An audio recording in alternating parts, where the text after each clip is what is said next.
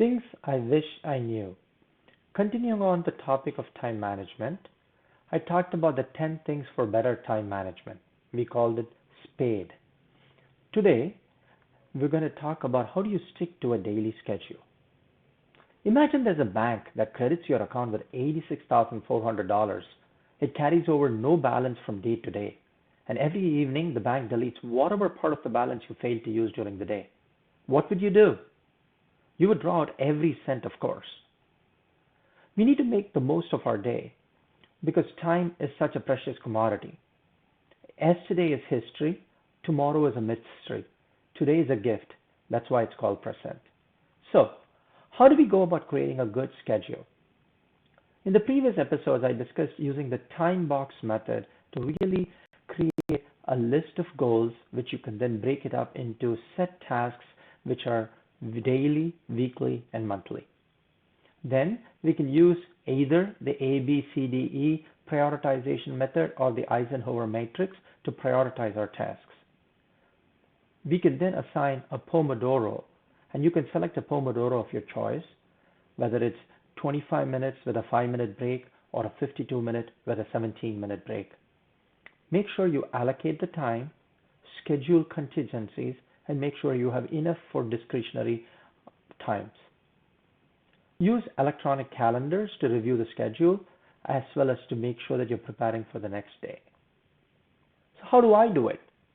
I use the time box method to create my professional goals, my life mission goals, as well as my health goals. I use the ABCDE method and I identify the most important tasks daily. I make sure that I put time not alone for the urgent and important tasks, but also prioritize the green zone tasks which can enable my long-term goal achievement. I prefer the 30-minute Pomodoro, which includes 25 minutes of work with a 5-minute break. I allocate time so that I can cover most of my goals. I color code them for different priorities, and I make sure I have a 2-hour contingency. A signature habit I created was every night before I finish work, I review the day's plan and how I progressed, but also review the next day. Most importantly, when I wake up, I think about what would be the most important task and activity to do and make sure that I prioritize that in the first few Pomodoros. In analyzing work schedules of famous people, a few things we can draw upon are they prioritized uninterrupted work. They made sure they optimized the schedule to suit their body rhythms.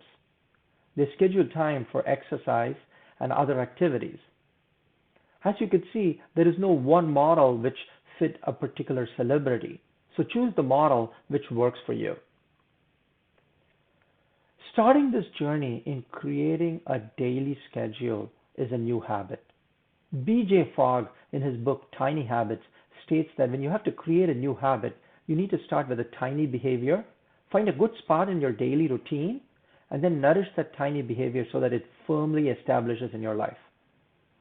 Just before you leave to work or close your day is a great time to start to review your calendar. Do it for 5 minutes, and over time, it'll become a habit. I hope all of you enjoyed this episode. Thank you.